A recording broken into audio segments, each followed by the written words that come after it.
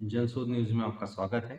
मैं प्रदीप। मध्य प्रदेश अब केवल टाइगर स्टेट ही नहीं और केवल गेहूं का कटोरा ही नहीं रहने वाला है, बल्कि ये एक एआई का भी अ, एक स्टेट बनने वाला है। एआई टेक्नोलॉजी का एक हब बनने वाला है। भारत का राज्य मध्य प्रदेश न केवल अंतरिक्ष में बल्कि आर्टिफिशियल इंटेलिजेंस के क्षेत्र में भी नया पार्टनर बनाने की राह में। मुख्यमंत्री डॉक्टर मोहन यादव ने भोपाल में आयोजित Madhya Pradesh regional AI impact conference 2026 के दौरान Madhya Pradesh space tech policy 2026 को आधिकारिक रूप से लागू। पॉलिसी का जो लक्ष्य है वो 1,000 करोड़ का निवेश और 8,000 नौकरियां पैदा करने। राज्य सरकार की इस महत्वाकांक्षी नीति उद्देश्य अगले 5 वर्षों में मध्य प्रदेश को अंतरिक्ष अनुसंधान, सैटेलाइट विनिर्माण और भूस्थानिक सेवाओं का वैश्विक केंद्र बनाना है।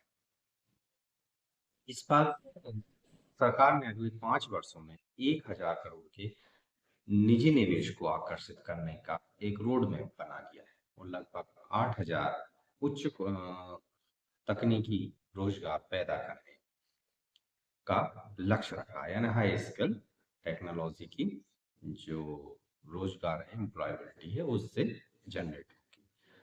अब इन सब मुद्दों पर सरकार पहले से ही काम करना प्रारंभ कर चुकी है, ऐसा मुख्यमंत्री डॉक्टर मोहन यादव का कहना है। इस सारी योजना में जो 5 प्रमुख बातें निकल कर आ रही हैं वो है सैटेलाइट विनिर्माण क्लस्टर।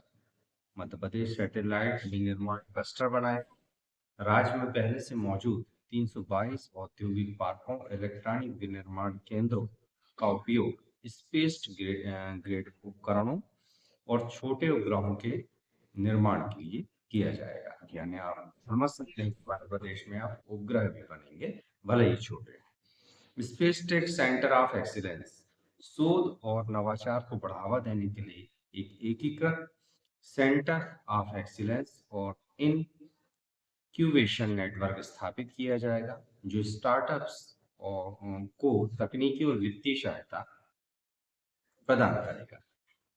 एआई और डेटा हब भी बनाया जाएगा। सुशासन के लिए अंतरिक्ष डेटा का उपयोग करने हेतु प्रदेश भर में 30 डेटा लैब बनाए जाएंगे।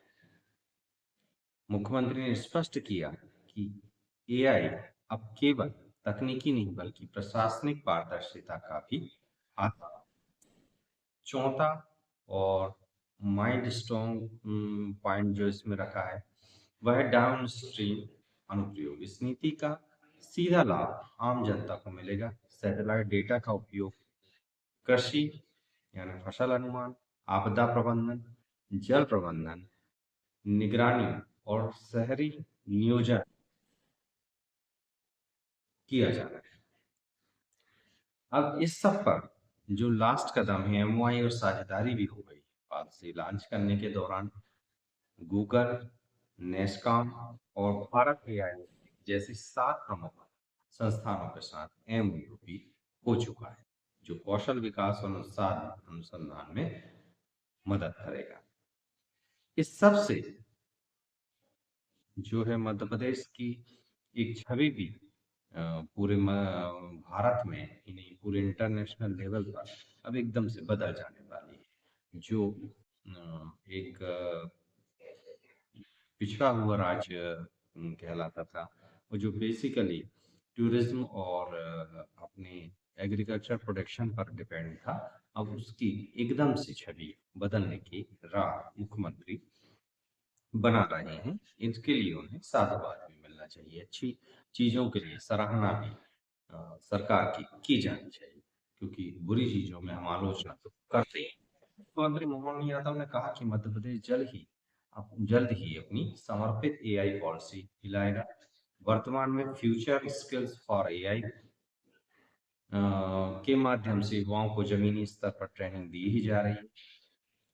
1960 से लेकर अब तक डेटा को भी डिजिटलाइज किए जाने का काम चल रहा है, ताकि भविष्य में एआई आधारित सटीक निर्णय लिए जा सके। मतलब उनका लक्ष्य ये है कि सारे डेटा को डिजिटलाइज कर दिया जाए और ह्यूमन रिसोर्स और जो अवेलेबल रिसोर्स हैं उसके माध्यम से फ्यूचर में डिसीजन एआई के माध्यम से लिया जाएगा। अगर ऐसा मध्य प्रदेश कर लेता है तो मध्य प्रदेश इकलौता राज्य होगा पूरे भारत में जो इस तरीके से और इस दृष्टि से सोच रहा होगा।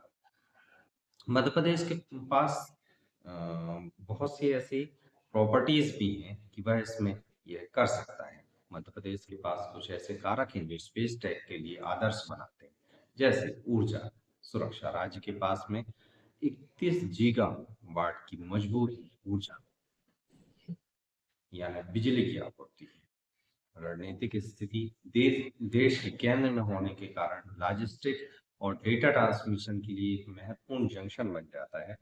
अगर मध्य प्रदेश इस अपॉर्चुनिटी को कैच कर लेता है तो भविष्य मध्य प्रदेश को भारत का नंबर 1 राज्य बनने से कोई नहीं रोक सकता। तीसरा है शैक्षणिक आधार। आईआईटी इंदौर और मिंट भोपाल जैसे संस्थान मध्य प्रदेश के पास में है, जो कुशल मानव संसाधन की आपूर्ति सुनिश्चित। इन सब पर अगर मध्य प्रदेश की डॉक्टर मोहन यादव सरकार अच्छे से काम कर ले, निश्चित रूप से ये मील का पत्थर साबित हो सकती है। बहुत सही दिशा में बहुत सही समय पर डॉक्टर मोहन यादव ने मास्टर स्ट्रोक मार दिया है। अगर वे इसे सरकारी लाल फीताशाही से बचा ले जाते हैं तो ये मध्य प्रदेश के लिए एक स्वर्णिम युग साबित होने वाला है। इससे इनकार नहीं किया जा सकता। आप इस मुद्दे पर क्या सोचते हैं, हमें बताइएगा। हमें खुशी है। बेखौफ पत्रकारिता और बुलंद आवाज को सुनना चाहते हैं तो लाइक और सब्सक्राइब करना ना भूलिएगा। देखते रहिए जन